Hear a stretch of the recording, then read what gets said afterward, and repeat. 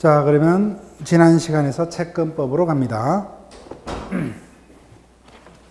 자, 우리가 채권법, 물권법 공이 뭐요?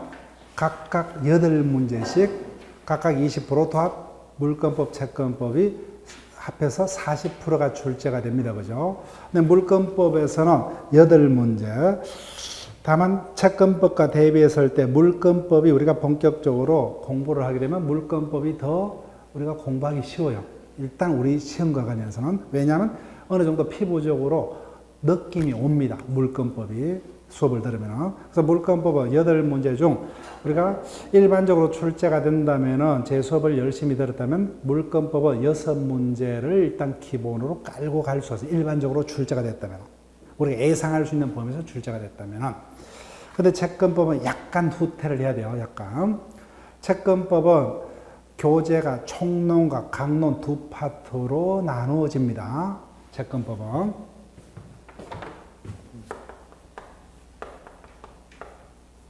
총론 파트하고 뭐요? 강론 파트로 이렇게 나눠지는데 총론에서 2문제, 강론에서 6문제가 출제가 됩니다. 근데 심하게 말하면 이 부분은 뭐요? 없다고 생각을 해야 돼요. 없다고 생각을 해야 됩니다. 자, 왜냐하면 우리가 민법 교과서 중 채권 총론에 해당 교과서가 일반인들이 가장 접근하기 힘든 내용으로 되어 있습니다. 제일 읽었을 때 뭐요?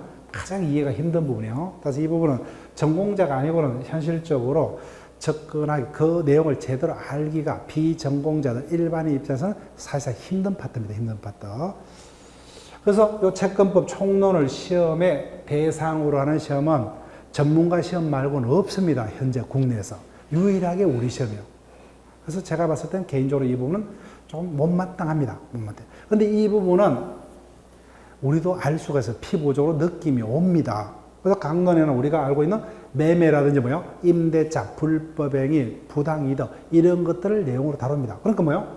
느낌 와요. 그러면 이 부분은 충분히 어느 정도 이해가 되고 소화가 가능합니다. 그러면 여기가 6문제다. 그죠? 6문제. 그래서 우리는 이 부분은 심하게 말하면 포기를 합니다. 그래서 최대한 뭐요? 우리가 이해할 수 있는 부분을 위주로 설명이 될 겁니다. 수업 시간에. 어차피 설명을 해봐야 힘든 부분은 넘어갈 거예요. 그렇지만 여기는 뭐요? 웬만하면 이 부분은 다 예상한 주제에서 뜰 겁니다. 다만 난이도가 어떻게 될 것이냐, 그 부분이 차이가 있을 수밖에 없어요. 그래서 여기서 뭐요? 최소 4문제 내지 5문제를 우리가 일반적으로 출제가 된다면. 그래서 물권법, 채권법이 작년 19회차 같이 뭐요? 아주 터무니없는 난이도, 올해 같이 뭐요? 조금 어렵게 출제가 되지 않는다면은, 이것도 우리가 예상할 수 있는 범위 내에서 뜬다면은, 물권법에서 뭐요? 6문제, 그 다음에 뭐요? 채권법에서 5문제 정도 해서 뭐요? 도합 10문제에서 11문제 정도, 18문제 중에서 뭐요? 각각 8문제죠. 16문제 중에서 뭐요? 10문제 정도, 11문제 정도 맞출 수 있어요. 그럼 충분히 최대한 치를 확보했다, 그죠? 예, 이런 식으로. 자, 그런 식으로 접근을 할 겁니다. 자, 그럼 일단 채권 총론은 일단은 이번 기초 개념 시간에 넘깁니다. 이 부분은 제가 본 수업에서 필요한 부분 위주로 집중적으로 설명이 될 거예요. 자, 그럼 82페이지 오세요. 채권 강론이죠. 여기서부터 6문제가 출제됩니다. 자, 본격적인 내용은 본 수업에서 진행을 할 겁니다. 본 수업을 진행하기 전에 우리가 필요한 개념 위주로 갈 거예요. 자, 우리가 지금 법조문이 없어요. 자, 채권법에 보게 되면, 특히 강론에서 보게 되면 우리 사회에서 사용하고 있는 계약의 종류들이 법전에 쭉 실려 있어요. 정려, 매매, 사용대차, 임대차 등 쭉 계약의 종류가 적혀 있습니다. 15가지가 적혀 있어요. 15가지가. 자, 그래서 이와 같은 계약을 뭐요? 전형 계약이랍니다. 전형 계약. 반대가 뭐요? 비전형 계약. 전형 계약을 다른 말로 유명 계약이라고 합니다. 즉 계약의 뭐요? 명칭이 법조문에 있더란 거예요. 그래서 유명 계약. 또는 뭐요? 우리 사회에서 가장 전형적으로 체결되는 계약에 대해서 전형 계약이라면 전형 계약. 나머지 뭐요? 법조문에 그 계약의 종류가 명시가 안 됐습니다. 이와 같은 계약을 뭐요? 비전형 또는 뭐요? 이름이 없다 해서 무명계약이라고도 합니다. 자, 우리가 오늘 첫째 시간에 배웠던 거요. 물건은 아무리 자기들이 원한다 할지라도 자신들 합의로 법에서 또는 간섭법에서 인정하는 이에 나머지 물건은 만들어낼 수 있다 없다? 없다 그죠. 물건 법정주의이기 때문에요. 그런데 뭐요? 계약은 자유가 원칙이죠. 따라서 민법에 그 명칭이 명시되어 있는 전형계약뿐만 아니라 뭐요? 자기들이 원하면 어떠한 계약의 종류도 만들어낼 수가 있다 그죠. 계약 자유이기 때문에 법에서 인정하는 전형계약뿐만 아니라 비전형계약도 다양하게 체결될 수 있습니다. 그래서 우리와 학원의 관계가 비전형계약이요. 우리는 어떤 겁니까? 대가를 지급하니까 뭐요? 매매 요소도 있죠. 근데 물건을 사고 파는 게 아니다 그죠? 합격이란 목표로 해서 최선의 어떤 강의를 들을 우리 채권이 있고 그에 맞춰서 뭐요? 최선의 강의를 할 의무가 학원에 있다 그죠? 그 대가가 있으니까 뭐요? 유상은 유상인데 어떤 매매에 속하지 않고 뭐요? 어떤 그와 같은 합격이란 목표로 해서 가는 여러 가지 어떤 성질이 포함되어 있는 그 하나의 뭐요? 명칭으로서 정의할 수 없는 여러 가지 성질이 복합된 그 계약이 되죠. 법조문에는 없는 계약의 종류다 그죠? 여기서 비전형 계약 이렇게 합니다. 자, 그러면 본격적으로 설명을 드릴게요. 쌍무하고 편무가 있죠, 그죠? 쌍무계약, 편무계약. 자, 우리가 전형계약은 법조문상에 15가지 계약의 종류가 적혀 있으면 명시되어 있습니다. 굳이 계약의 종류를 외울 필요는 없어요. 자, 그럼 볼게요. 쌍무가 뭐고 편무가 뭐냐는 겁니다. 자, 왼쪽이 전형계약이라면 이게 원칙이요. 원칙. 편무가 A입니다. 그러면 뭐요? 계약의 종류를 굳이 외울 필요가 없겠죠. 전형계약 중 편무가 아닌 것은 뭐요? 다 쌍무입니다. 쌍무. 쌍무요. 자, 그럼 먼저 쌍무를 예를 설명드리면 가별간에 토지 매매가 있었습니다. 매도인이요. 그러면 매매 계약이 성사되면 매도인 갑은 매수인 을에게 어떤 채무를 부담합니까? 토지 소유권 인도 채무를 부담한다 그죠? 매수인은 뭐요? 대금의 지급 채무를 부담하죠. 왜 내가 이자에게 토지에 대한 소유권을 이전할 채무를 부담해요?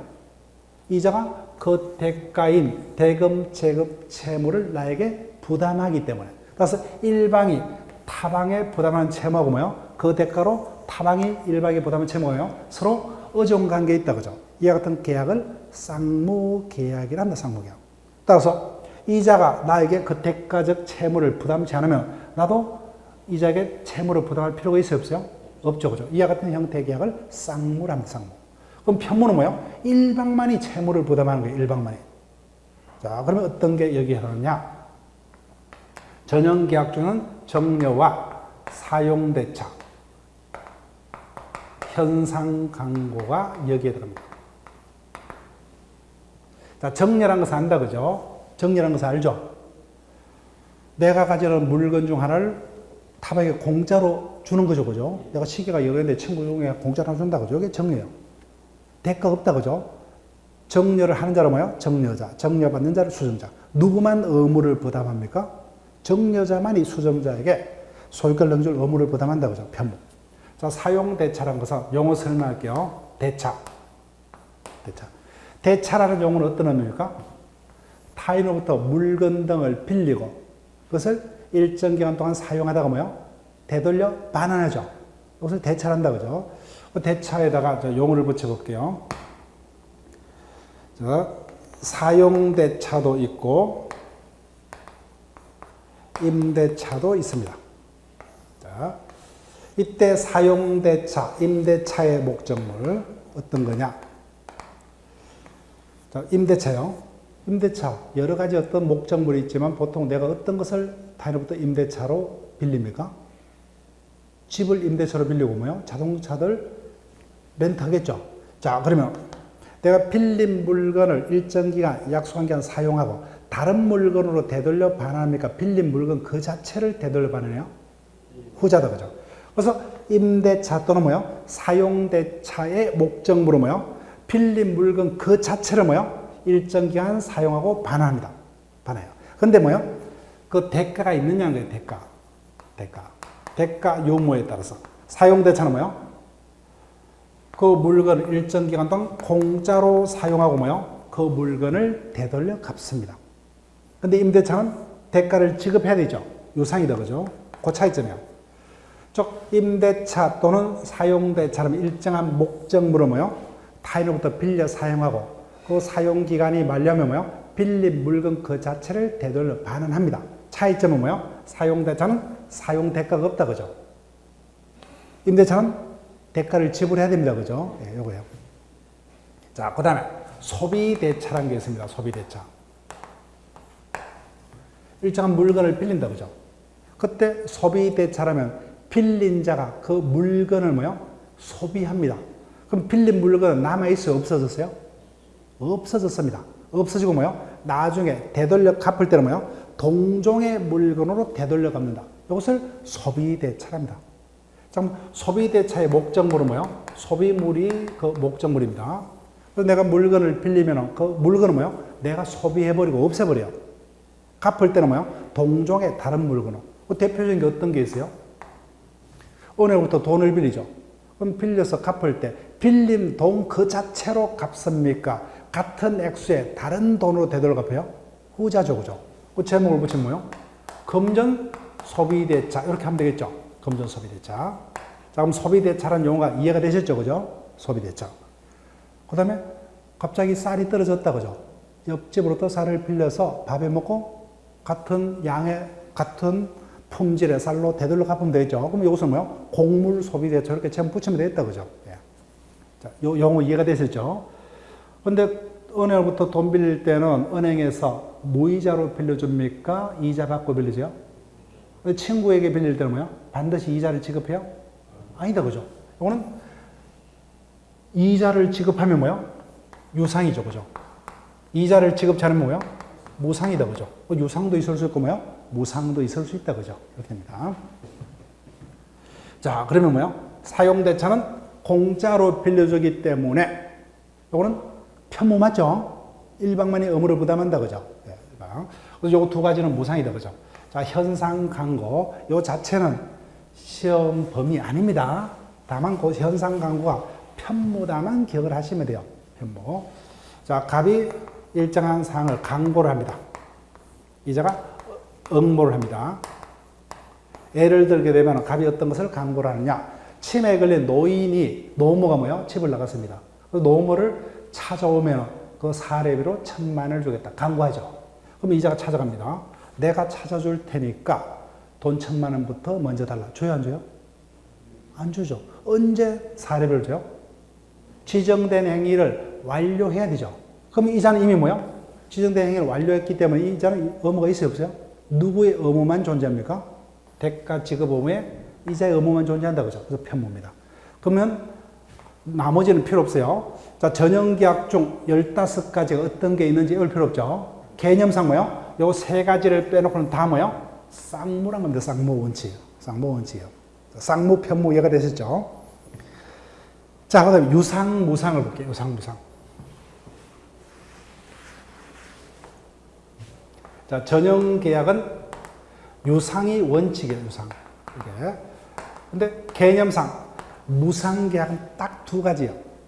딱 두 가지입니다. 찾아낼 수 있죠. 뭡니까? 여기 두 가지 있잖아요. 정려와 사용대차는 무상이다, 그죠?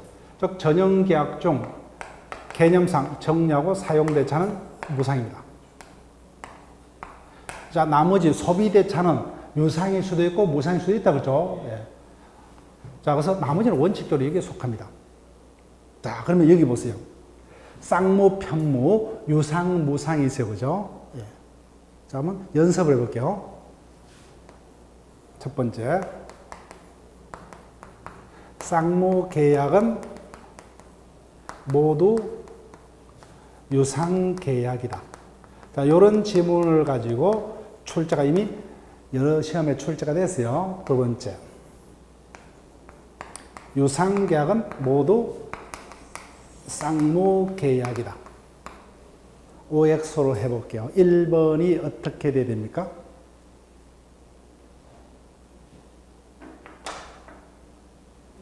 자, 여기하고 비교해서 오른쪽과 왼쪽을 가지고 1번 어떻게 돼요? 쌍무계약은 모두 유상이다. 두 번째는요? 유상은 모두 쌍무다. 예, 차이점. 왜 이렇게 되겠어요? 여기 보니까 편모에는 뭐가 있어요? 현상광고 있죠. 여기는 현상광고는 있다 없다? 없죠. 그럼 현상광고는 무상이 아니니까 어디에 들어갑니까? 유상이에요. 그죠? 자, 그럼 쌍무하고 유상은 어디에 더 범위가 넓어요? 유상이 더 범위가 넓다. 그죠? 자, 그럼 유상을 설명해 볼게요. 자, 갑은 토지라는 재산을 이 자리에 내어놓죠. 공짜로 내어놓습니까? 아니죠. 그죠? 이 자리에 대금이라는 대가를 받기 때문에. 그죠? 즉, 이게 유상입니다. 일정한 재산을 타방에다 출연하죠. 그죠? 이유가 뭐예요? 타방으로부터 대가적 출연을 받기 때문에. 여기 유상이에요. 근데 자기만이 뭐예요? 타방의 재산을 출연한다. 이게 무상이에요. 자, 정려는 공짜로 자기만이 물건을 타인에게 준다. 그죠? 공짜로 빌려주죠. 이건 개념상 무조건 무상이에요. 그런데 현상광고는 편모지만 공짜입니까? 공짜로 사례비를 줘요?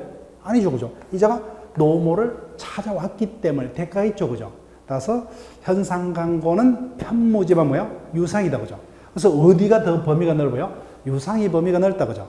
그래서 쌍무는 100% 유상입니다. 그렇지만 유상이 뭐예요?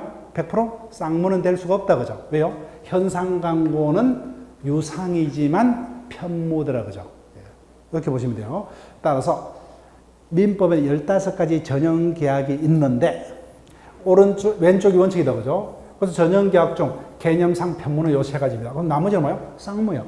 그 다음에 개념상 명백히 무상은 뭐예요? 요 두 가지요. 나머지는 원칙이 유상이라는 겁니다. 오른쪽으로. 자, 그 다음 낙성 요물로 볼게요. 낙성. 당사자 간의 계약이 성립하기 위해서 당사자 간의 합의만으로 성립하는 것을 낙성계약이라고 합니다. 낙성계약. 이게 원칙이요. 그런데 요물계약이라는 것은 합의만으로 안 돼요. 합의 플러스 물건의 인도 또는 뭐요? 지정된 행위의 완료. 이 같은 다른 어떤 요소가 붙어야 됩니다. 이런 것들을 요물계약이라 합니다. 요물계약. 전형계약 중 요물계약은 딱 하나밖에 없어요. 현상광고입니다. 현상광고. 설명을 드렸다. 그죠? 현상광고는 어떻게 돼요? 내가 찾아주겠다. 그죠? 이렇게 말만으로 성립해야 하네요. 현실적으로 치매 걸린 노인을 찾아와야 되겠죠. 따라서 이미 뭐예요? 그 행위가 완료가 돼야만 계약이 성립합니다. 따라서 합의만 안 된다. 그죠? 따라서 이와 같은 계약을 요물계약이라 합니다. 요물계약. 즉, 전형계약은 당연히 낙성계약이 원칙이요. 자, 전형계약 중 요물계약은 요거밖에 없어요. 나머지 전형계약에 속하지 않는 비전형계약은 예를 들면 뭐 계약금 계약 이런 것들이 있어요. 본 수업 시간에 자동적으로 할 겁니다. 이게 이 부분을 깊이 있게. 자, 우리가 매매 계약을 하자. 말로만 부동산을 계약을 체결하죠. 계약금 계약을 했는데 말로만 계약금 계약이 성립합니까? 아니죠. 현실적으로 계약금을 지급을 해야 된다. 그죠? 이와 같은 것을 요물계약이라 합니다. 요물계약.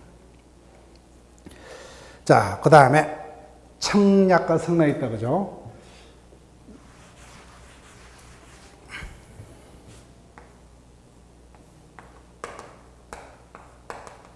가벌 간의 토지 매매가 성립하기 위해서는 매도인과 매수인이 필요하다. 그죠? 그 매매 계약이 성사되기 위해서는 첫 번째, 매도인이 매수인에게 어떻게 해야 합니까?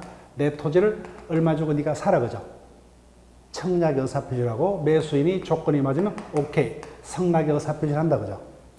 이와 같은 청약과 성락이 합쳐지면 매매라는 계약이 성립하죠. 그래서 이것을 청약이라 합니다. 청약. 자, 보세요. 청약이라면은, 자, 내용 83페이지요. 청약은 계약을 원하는 일방이 뭐요? 타방에 대해서 계약의 성사를 목적으로 일방에 뭐요? 매매라면 예를 들면 네가 내 부동산 얼마 주고 사라 그죠. 이게 청약의 의사표시다 그죠. 청약의 의사표시입니다. 자 볼게요. 청약은 계약을 이룬 하나의 의사표시입니다. 일반적으로는 계약의 당사자를 특정해서 그림상으로 누구에게 청약했어요? 을에게 청약했다 그죠. 청약의 상대방. 청약의 상대방은 그림 같이 특정인이 상대방이 될 수도 있죠. 자, 근데 특정인뿐만 아니라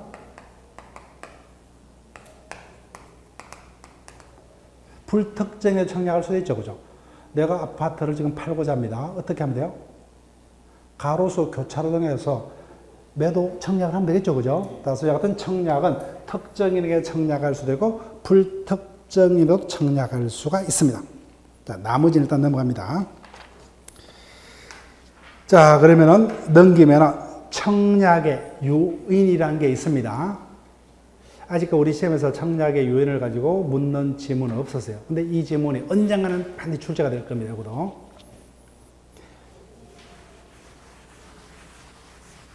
자, 볼게요. 매매 등 계약이 성립하기 위해서는 청약과 성낙의 합치가 있어야 된다. 그죠? 합치가 있어야 된다. 그럼 청약의 요인이 뭐냐는 겁니다. 여기 보세요. 갑이 공장을 경영을 하고 있습니다. 구인 광고를 합니다. 그래서 이자가 뭐예요? 원서를 제출합니다. 자, 이때 구인 광고가 만약에 청약이라면은 이자가 당신의 회사에 내가 입사를 원한다 그죠?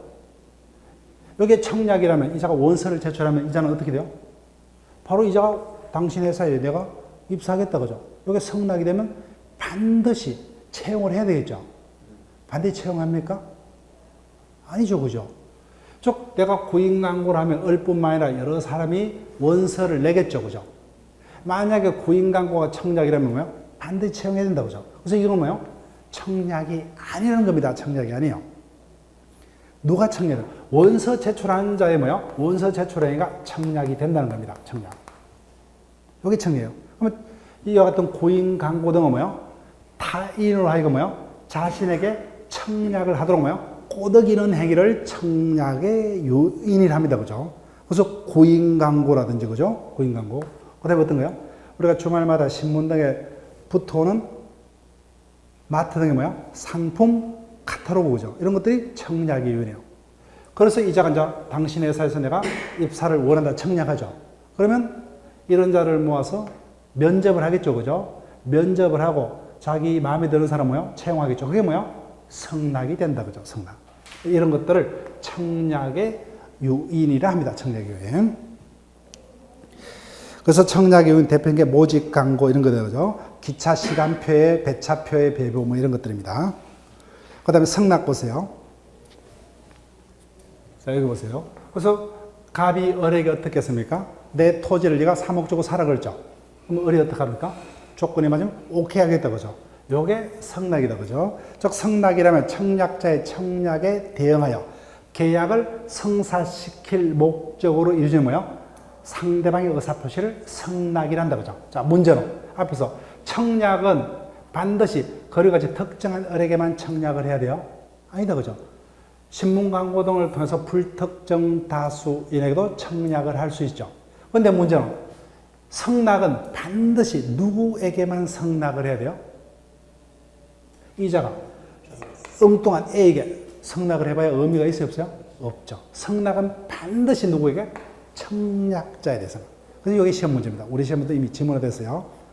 자, OX로 물어볼게요. 청약과 성낙은 특정한 자에게 하는 것이 원칙이지만 불특정 다수인은 청약, 성낙도 예외적으로 가능하다. O입니까? X입니까? X입니다. 왜 X요? 성낙은 반드시 뭐야? 특정한 청약자에 대해서는 해야 된다. 그죠? 그 점이 다르다는 거예요. 예, 그 점. 그 차이점 기억하시면 돼요. 자, 그 다음에 나머지 뭐 교차 청약, 의사실현 계약 이런 것도 넘어가고 옆 페이지 동시이행 항변권이라는 주제가 있죠. 위험 부담이라는 주제가 있다. 그죠?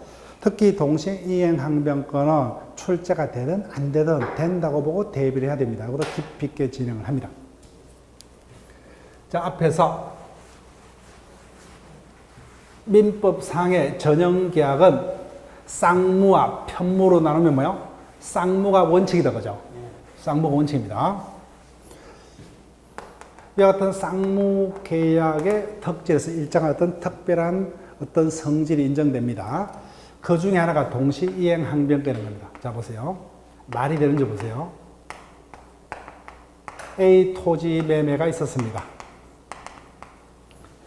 그러면 갑이 매도인 나라고 보게 되면 어떡합니까? 을이 매매 계약이 됐습니다. 근데 을이 나에게 뭐요? 약속한 대가도 지급치 않으면서 나에게 그 토지에 대한 등기를 넘겨달라고 나에게 청구합니다. 그럼 내가 갑이라면 당연히 어떻게 합니까? 약속대로 뭐요? 대금을 지급해라, 그죠? 그러면 내가 등기를 넘겨주겠다. 맞죠, 그죠? 따라서 타방이 나의 부담은 채무하고 내가 타방의 부담은 채무가 서로서로 의존관계 있죠. 그래서 뭐요? 일반 공평의 원칙상 타방이 뭐요? 나에게 부담한 채무를 이행치 않으면 뭐요? 나도 타방에 대한 채무로 뭐요? 이행할 필요가 있다, 없다? 없다. 이게 동시 이행항변. 그러니까 약속대로 뭐요? 같이 이행을 하자는 거예요. 같은 시기에. 이게 동시 이행항변권입니다. 자, 볼게요. 쌍무계약의 당사자 일방이 상대방에 대해서 뭐요? 자신이 부담한 채무 이행을 제공할 때까지 뭐요? 그 일방도 뭐요? 타방에서 자기 채무 이행을 거절할 수 있는 권리를 동시 이행 항변권이라 합니다.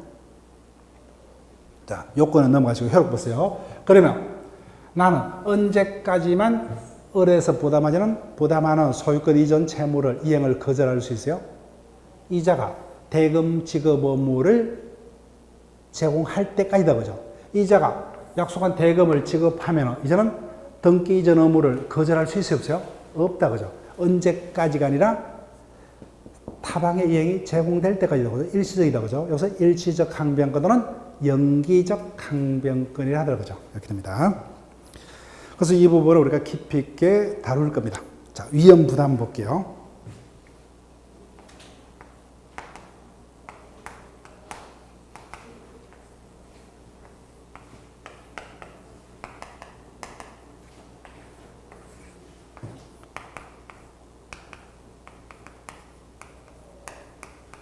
자, 이런 일정으로 부동산 매매 계획이 있었습니다. 예를 들면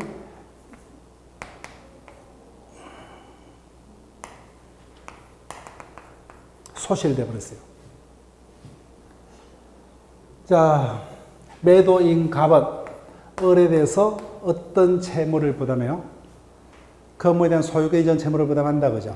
매수인은 대금 지급 채무를 부담해요. 그런데 요 날짜가 서로 맞교환하기로 했죠, 그죠?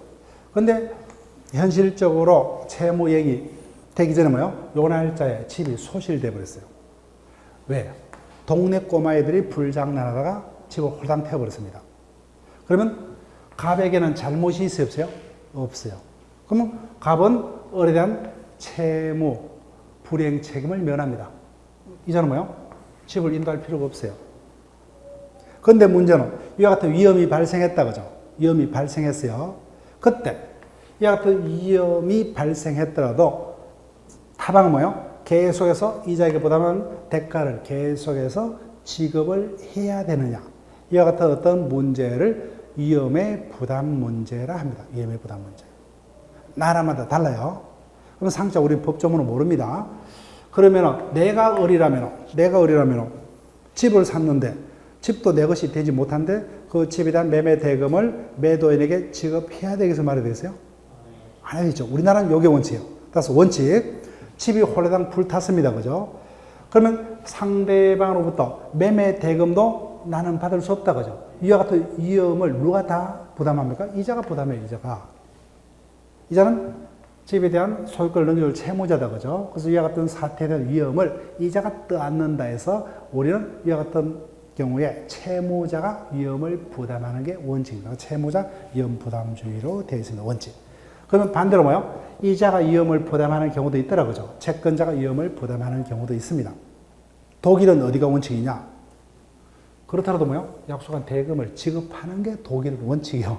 예, 그 나라마다 국민의 법 감정이 다르고 가치관이 다르기 때문에 그렇습니다. 예. 자, 볼게요. 위험부담.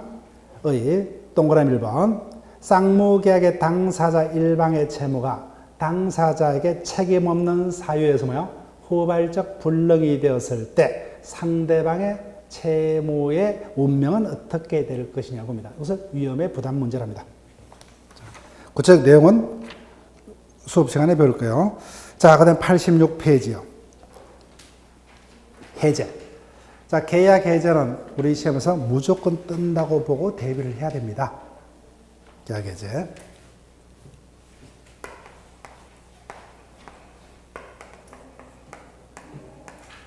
자, 해제라는 주제는 뭐요? 법률행위 중 어디에만요? 계약이라는 법률행위만 특유한 거다, 그죠? 예. 취소는 뭐요? 모든 법률행위 인정됩니다. 예. 취소는 제한 능력, 착오, 사기, 강박 등의 사유가 있을 때 취소권자가 일방적으로 법률행위를 취소해버린다는 거죠. 그 취소는 계약뿐만 아니라 단독행위, 합동행위 모두 인정돼요. 근데 해제라는 이와 같은 권리는 계약에 한해서 인정됩니다. 자, 여기 보세요. 토지 매매가 있었습니다. 매도입니다. 그죠? 요 날짜에 계약이 체결됐고, 요 날짜에 중도금, 그 다음에 잔금, 등기, 이와 같은 일정으로 매매 계약을 체결했어요. 약속대로 매수인은 요 날짜에 약속한 중도금을 지급해야 되죠. 근데 계속해서 약속을 지키지 않습니다. 채무 이행 상태입니까? 채무 불이행 상태요? 불이행이다, 그죠? 그럼 내가 갑입니다. 그럼 나는 끝까지 이자가 의무를, 채무를 이행할 때까지 기다려야 돼요? 나는 어떤 상태요? 빨리 토지를 돈으로 바꿔야 된다, 그죠? 근데 계속 이자가 자기 책임하에 채무를 불이행하면 이자하고 계약을 뭐요? 없던 걸로 돌리고 빨리 다른 사람에게 팔아서 돈을 해야 되겠죠? 그래서 이와 같이 채무자가 뭐요? 채무를 불이행하게 되면 해제권자가 뭐요? 이를 이유로 계약을 해제를 해버립니다. 해제. 해제하면 갑일간의 계약이 그때부터 무효입니까? 처음부터 소급해서 뭐예요? 처음부터 소급해서 무효됩니다. 이게 해제라고 합니다. 해제. 그래서 이와 같은 일정한 사유가 있으면 뭐예요? 금방 봤던 것은 채무자의 채무 불이행을 이유로 한다, 그죠? 그래서 법정 해제라고 합니다. 법정 해제는 채무자의 채무 불이행을 원인으로 해요. 그럼 법에서 해제권자에게 해제권이 인정이 됩니다. 또는 뭐요? 당사자가 약정한 사유가 있으면 일정한 자에게 해제권이 발생한 약정 해제도 있습니다. 근데 우리는 이 부분을 위주로 배울 거예요. 그래서 법이 정하는 채무 불이행 또는 뭐요? 당사자의 약정 사유가 발생하면은 해제권자가 뭐요? 일방적으로 계약을 해제해서 소급해서 무효화시키는 해제권자의 권리를 뭐요? 해제권이라 합니다. 해제권. 자, 보세요. 해제라면 유약에 성립한 계약의 효력을 일방의 의사표시에서 처음부터 뭐요? 계약이 없던 상태로 돌리는 것을 해제랍니다. 단독행위다, 그죠? 형성권입니다. 자, 그 다음에 성질은 넘어가지고, 그래서 해제의 원인은 15번요. 우리 시험은 여기서 뜰 겁니다. 법정 해제권. 법에서 인정하는 원인이 발생했대요. 그죠? 그 원인은 채무자의 채무 불이행을 이유로 합니다. 그 다음에 약정 해제도 있어요. 수업 시간에 할 거고. 자, 그럼 법정 해제는 채무자의 채무 불이행을 이유로 합니다. 자, 그러면 용어 설명드릴게요. 채무 불이행은 모습이 세 가지가 있어요. 이행지체란 것도 있고, 이행 불능이란 것도 있고, 불완전이행이라고 있는데, 불완전이행은 수업 시간에 안 다룰 겁니다. 아주 이론적인 어떤 주제에 가깝기 때문에. 자, 요것만 보세요. 요것만 보더라도, 이행지체라는 것은 채무자가 자신이 부담한 채무 이행이 불가능한 상태입니까? 가능한 상태요? 가능합니다. 가능함에도 불구하고 뭐요? 약속한 이행기에 뭐요? 자신의 잘못으로 채무를 이행치 아니한 상태를 이행지체랍니다. 이행지체. 자, 그럼 이행불능은 그 채무의 이행이 가능한 상태에 있습니까? 불가능한 상태에 있어요? 불가능한 상태에 있어요. 채무자의 잘못으로 뭐요? 채무자가 부담한 채무행위 불가능한 것을 이행불능이랍니다. 자, 자, 불완전 이행이라는 것은 뭐예요? 일단은 채무자가 이행을 한다고 했는데, 그래서 100% 완벽한 이행이 되지 못한 것을 통틀어 불완전 이행이라 합니다. 여기서 우리의 어떤 이해의 폭을 넘어가기 때문에 신경 쓰지 마세요. 그래서 우리는 이 부분을 이주로 배웁니다. 그래서 이와 같은 채무자의 채무 불이행이 있으면 이를 이유로 뭐예요? 채권자는 해지할 수 있죠. 그때 이행 지체를 이루어서 해지하려면 어떤 요건이 구비되어야 되냐? 이행 불능을 이루어서 해지하기 위해서 뭐예요? 어떤 요건이 구비되어야 되냐? 이것을 우리가 볼 겁니다. 자, 나머지 내용들은 일단 넘어가시고, 자, 어디를 오시냐면 88페이지 매매입니다. 자, 매매요. 자, 매매 파트에서는 한 문제가 뜨는데, 우리 시험은 지금까지 매매 파트에서는 담보 책임, 매도인의 담보 책임을 위주로 주로 떴습니다. 이거 쉽지 않아요. 자, 매매란 것은, 자, 항상 이런 예를 제가 주로 들었다, 그죠? A 토지를 매매했습니다. 그러면 자기의 물건을 매도하는 자를 뭐요? 매도인. 그 물건을 매수한 자를 매수인한다, 그죠? 이 같은 매매가 성립하기 위해서는, 자, 보세요. 갑은 을에게 어떤 것을 지급합니까? 물건을 내어놓는다, 그죠? 물건을 넘깁니다. 그때 매수인은 그 대가로서 갑에게 뭘 지급해요? 대금을 지급한다, 그죠? 자, 그럼 매매 보세요. 자, 매매란 것은, 자, 의의가 정확하게는 안 적혀 있습니다. 매매란 것은 뭐예요? 매도인은 매수인에게 뭘 넘겨요? 재산권을 넘긴다, 그죠? 재산권은 뭐 토지 등 부동산이 될 수도 있고, 뭐요? 채권 등 어떤 나머지 재산권도 될 수 있다, 그죠? 그 재산권을 넘기고, 매수인은 그 대가로 반드시 뭐요? 대금을 지급한다, 그죠? 그래서 일방이 타방에게 재산 이전을 약속하고, 뭐요? 타방은 그 대가로서 대금 지급을 약속하는 계약을 뭐요? 매매 계약이라 합니다. 매매 계약, 그죠? 자, 그런 정도로 보시고, 그래서 나머지 내용들을 일단 본 수업에서 쭉 챙길 겁니다. 근데 일반적으로 매매에서는 어디서 주로 시험이 뜨느냐 하면은 90페이지 펴보세요. 매도인의 담보 책임이 있죠. 쉽지 아니합니다. 근데 우리 시험에서 주로 여기서 떴다는 거예요. 자, 담보 책임이 뭐냐? 일단은 피상적으로 설명만 드려볼게요. 갑이 을에게 뭘 팔았냐고요. 예를 들면 건물을 팔았어요. 그런데 을이 샀어요. 샀는데 보니까 뭐요? 이사 가니까 바로 천장에서 물이 뚝뚝 떨어져요. 그러면 내가 매수인이라면 당연히 매도인에게 어떻게 해요? 고쳐달라 하겠죠. 이게 담보 책임의 하나입니다. 그죠? 즉, 매매의 경우 유상이죠. 그죠? 근데 그 목적물에 어떤 하자가 있을 때, 하자의 원인은 여러 가지예요. 그죠? 하자의 원인이 있을 때, 어떤 유상계약의 특질에 의해서 법에서 매도인이 일정한 책임을 이자에게 집니다. 이것을 담보 책임입니다. 담보 책임의 내용은 뭐 손해배상도 있고, 뭐요? 고쳐주는 것도 있고, 뭐요? 이자가 원하면 계약을 없던 걸로 해지하고, 뭐요?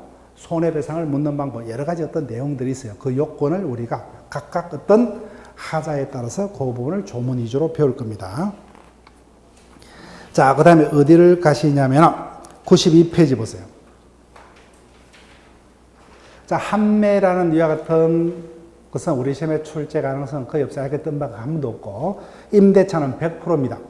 임대차 100%예요. 자, 볼게요. 임대차는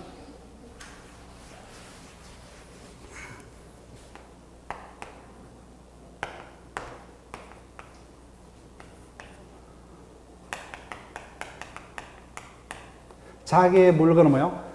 타박에 빌려주는 자로 뭐요? 임대인. 빌린 자를 임차인한다, 그죠? 자, 개념 보세요. 임대차는 일방이 타박이 뭐요? 목적물이다, 그죠? 물에다가 동그라미 해볼게요, 물. 목적물. 그러면 임대차의 목적물은 물건이죠. 물건이기 때문에 동산, 부동산 모두 임대차의 목적물이 된다, 그죠? 동산 또는 부동산을 타박에 빌려줍니다. 빌려주고. 타방은 뭐요? 그 용도에 있어서 사용 수익을 약정하고, 상대방은 임대인에게 반드시 뭘 지급합니까? 그 대가로 차임이다, 그죠?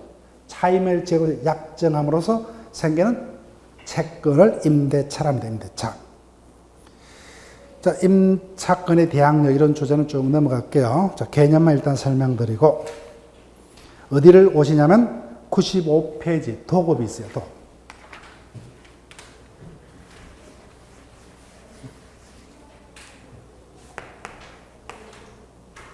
자, 이 부분도 매번 뜨는 건 아닙니다. 근데 우리는 뭐요? 이 부분은 100%다 보고 준비를 해야 돼요. 아주 자주 떠요, 이 부분도. 자, 도급이 뭐냐? 항상 이 부분을 설명할 때는 건축을 가지고 제가 예를 들었습니다. 자, 내가 개인주택을 짓고자 합니다. 자, 지금 이제 도시 생활은 짜증이 난다, 그죠? 노후 생활을 전원에서 생활해서 어떤 아름다운 전원주택을 짓고자 합니다. 근데 내 스스로 짓지 못하죠. 누구에게 맡깁니까? 건축업자에게 맡긴다, 그죠? 건축업자에게 건축물이 완공되면 그 대가로 보수를 지키기로 약속하죠. 이게 도급이에요. 자, 그러면 볼게요. 도급인데 나는 제목을 어떻게 붙이면 돼요? 나는 누굽니까? 건축물의 완성을 건축업자에게 의뢰하죠. 나를 누구라고요? 도급인. 건축업자는 뭐요? 수급인. 이렇게 제목을 붙이면 되죠. 자, 그럼 보세요. 도급이라면 당사자 일방이 일의 완성을 약정하고 상대방이 그 일의 결과에서 보수를 지급할 것 약정으로 혈기정이다. 자, 그럼 당사자 일방이 일의 완성을 약정하고 이 자는 누굽니까? 그림상? 수급이다, 그죠? 대가를 지급할 약속한 자는 뭐요? 도급인이죠. 예. 자, 나머지 쭉 내용은 넘어갑니다. 그 다음 96페이지 보세요. 부당이득. 자, 부당이득은 100%는 아닙니다. 만약에 뜨면 이 부분은 조문 문제입니다. 조문 문제. 우리 시험에 몇 번 뜬 바가 있는데 이 부분은 민법 총칙에서 배웠던 게 답이 될 수도 있습니다.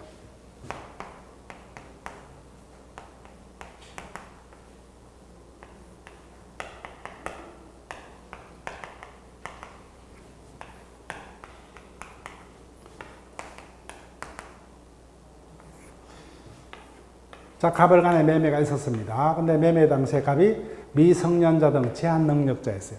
또는 차고, 사기 강박 상태에서 매매 계약을 체결했습니다.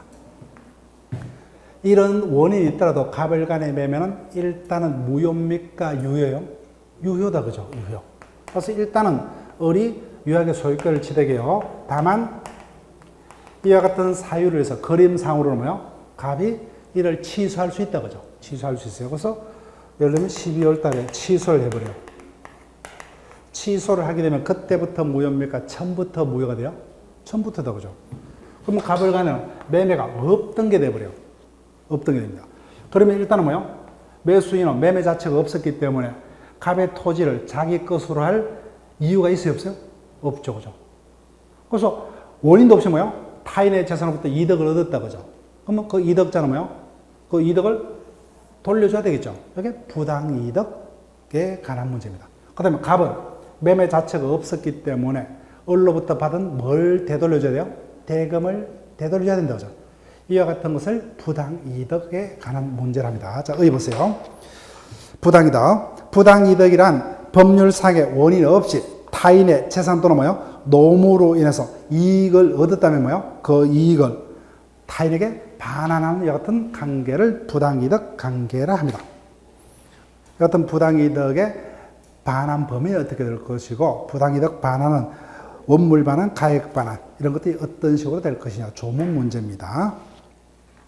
자, 마지막 주제요. 자, 불법행위. 자, 불법행위는 이것도 100%는 아니에요. 100%는 아니지만 공부할 때는 이 부분도 우리는 출제가 된다고 보고 대비를 할 겁니다. 자, 불법행위에 해당하는 예는 여러 가지가 있습니다. 자, 볼게요. 우리가 일반적으로 일반인들이 저지를 수 있는 가장 쉬운 불법행위가 교통사고겠죠. 자, 내가 차를 운행을 하다가 신호 위반으로 보행자를 치어 다치겠다. 그럼 그 자에게 생긴 손해를 배상을 해야 된다고 하죠. 이게 불법행위예요, 불법행위. 즉, 가해자가 고의 또는 가실로. 가해자가 그죠? 고의 또는 가실로. 고의라는 것은 뭐요? 알고서 저지르는 것을 말하고 뭐요? 가실은 실수로 저지르는 것을 말하죠. 이와 같은 가해자의 고의 또는 가실에 위법한 행위로 인하여 피해자가 뭐요? 재산상 손해를 끼쳤을 때 가해자가 뭐요? 이를 배상해야 되는 것을 뭐요? 불법행위 책임이라 합니다. 불법행위. 자, 그러면 여기서 뭐요? 여러 가지를 배울 건데 이와 같은 불법행위가 있으면 그와 같은 사실을 다 누가 입증을 해야 되냐? 상식적으로 하나 물어볼게요. 자, 우리가 생각할 수 있는 어떤 교통사고도 있었지만 의료사고죠. 우리가 몇 년 전에 얼마 안 됐죠, 그죠? 유명 가수가 의료사고로 죽었죠. 이것도 불법행위죠, 그죠? 그러면 그 피해자 측에 생긴 손해를 배상받기 위해서 그 의사의 어떤 치료 잘못하는 사고가 의사의 잘못인 불법행위로 발생했다. 이와 같은 모든 사실을 누가 다 입증을 하대요? 가해자 측에서 입증을 합니까? 피해자 측에서 다 입증합니까? 피해자입니다. 피해자요. 그래서 이와 같은 불법행위 요건은 뭐예요? 손해배상을 받고자 하는 피해자 측에서 다 입증을 합니다. 제가 입증 책임과 해서 이와 같은 것을 하나 얼핏 말씀드린 적이 있어요. 자, 어떠한 다툼의 사실이 있으면 뭐예요? 이것을 입증해야 된다, 그죠? 이와 같은 입증 책임을 누가 부담하느냐? 세부적으로 안 들어갑니다. 근데 원칙 하나는 있어요. 그 사실이 인정되면 뭐예요? 유리한 입장에 서는 자가 입증을 해야 됩니다. 그 사실은. 그러니까 손해배상을 받고자 하는 뭐예요? 피해자가 인정이 되면 자기가 유리한 입장이 되죠. 그러니까 이와 같은 사실 피해자 측에서. 근데 의료사고라는 것은 뭐예요? 의사의 잘못이죠. 근데 피해자 측에서 의사의 고의가치를 전문가 영역이니까 사실상 입증이 쉬워요, 어려요? 어렵습니다. 그래서 사실상 힘들다는 거예요, 힘들다. 우리가 교통사고 등은 쉽게 입증할 수 있겠죠. 그래서 그와 같은 전문가 영역의 파트에서 불법행위가 발생했을 때 피해자 측에서 뭐요? 그 부분 전문가 측의 고의가실 입증하라는 것은 사실상 불가능한 거예요. 그래서 이론상으로 입증 책임을 뭐요? 완화해주는 여러 가지 조치가 인정되는데 그런 것들은 우리 시험하고는 상관없어요. 그래서 시험 범위 내에서는 제가 수업 시간에 쭉 설명을 할 겁니다. 자, 거기서 자세한 내용들은 그때그때 설명을 할 거예요. 자, 그래서 지금 기초 시간을 마칠 건데 일단은 민법 총칙 파트는 우리가 3주 차에 걸쳐서 뭐요? 어느 정도 개념을 꼼꼼하게 짚었습니다. 나름대로. 그래서 물건 채권은 오늘 하루 만에 끝냈다, 그죠? 그래서 물건 채권의 어떤 개념들은 수업 시간에 필요한 어떤 아주 큰 개념 위주로만 일단 살폈습니다. 그 자세한 내용은 어차피 뭐요? 기본서를 가지고 살피지 아니하면 의미가 없기 때문에 그래서 큰 개념 위주로 간략하게 일단 개념을 살폈습니다. 자, 다시 한번 말씀드리지만 우리 민법은 총칙과 뭐요? 물건 채권 파트를 시험 범위로 하는데 일단 우리가 여러 번 누차 강조할 거예요. 수업 시간에는 일단 당분간은 우리 시험은 민법 총칙에서 끝난다, 그죠? 그래서 민법 총칙에서 최대한 허용된 점수가 뭐예요? 60점입니다. 거기서 내가 학교에 필요한 최대치를 무조건 확보를 해내야 돼요. 확보를. 그렇지 못하면은 물권법, 채권법에서 채우겠다는 것은 사실상 힘든 상태가 되어버립니다. 왜냐? 민법 총칙은 그 분량이 뭐예요? 상대적으로 물권법, 채권법보다 상대적으로 우리가 공부할 분량이 적습니다. 본격적으로 공부하면, 그죠? 그래서 우리가 민법 총칙은 1조부터 184조까지밖에 안 돼요. 그래서 기본서 내용도 대학 교재를 보게 되면 제일 얇습니다. 부피가. 그런데 거기서 뭐요? 무려 24문제다. 그죠? 그래서 물권법은 8문제죠. 물권법의 3배. 채권법도 8문제다. 그죠? 3배. 그래서 범위는 적은데 대부분의 문제가 거기서 60%가 출제되기 때문에 앞으로도 뭐요? 계속 그 부분에다가 초점을 두고 그 부분은 실수 없이 확보를 해야 돼요. 근데 물권법과 채권법은 민법 총칙에 비해서 본격적으로 우리가 뭐요? 제대로 공부하려면 그 공부 분량이 뭐요? 엄청납니다.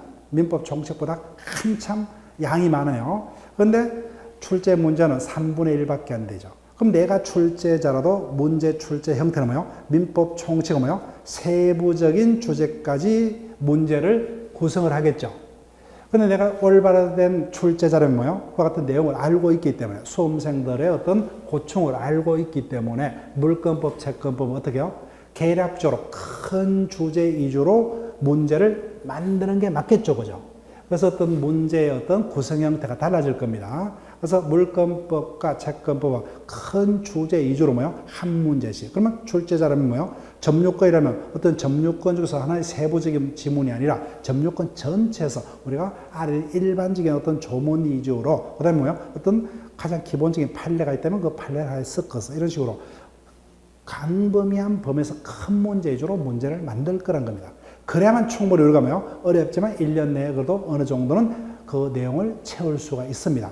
그렇지 못하고 본격적으로 물권법, 채권법도 민법 총칙까지 어떤 세부적 주제로 깊이 있게 출제된다면 이 부분은 1년 만에 도저히 소화를 해내려야 할 수가 없는 그런 어떤 범위의 문제가 됩니다. 현실적으로 우리는 뭐요? 공부할 시간이 없어요. 그죠? 저녁 시간에만 어떤 낮에 근무했다가 밤에 와서 학원 시간에서 수업하는 게 그게 다기 때문에 현실적으로 그런 정도로 기대하고 우리가 쭉 공부를 할 겁니다. 다만 19회차 24는 어느 정도 깊이 있게 출제됐기 때문에 약간은 평소보다는 뭐요? 약간은 범위를 조금 더 넓혀서 조금 더 깊이 있게 진행을 할 겁니다. 그래서 기본 시간이 되면은 조금 바빠져야 됩니다. 그래서 조금 더 부탁드릴게요. 자, 기초 개념 시간에는 뭐 예습 복습이 그렇게 뭐 중요치 않았다고 할 수가 있지만 기본 이론은 이제는 복습을 철저히 하셔야 돼요. 미루면 안 됩니다. 그날 배웠던 것은 일단 당연히 까먹어요. 당연히 이해를 100% 이해 못해요. 다만 수업 시간에 들었던 것을 우리가 뭐 3시간 수업을 들었다면 뭐요? 최소한 집에 가서 1시간 정도는 그 내용을 복습을 해서 그런 식으로 쭉 준비를 부탁드릴게요. 자, 그럼 기초 강의는 마치고 본격적으로 기본 이론 시간에 뵙겠습니다. 수고했습니다.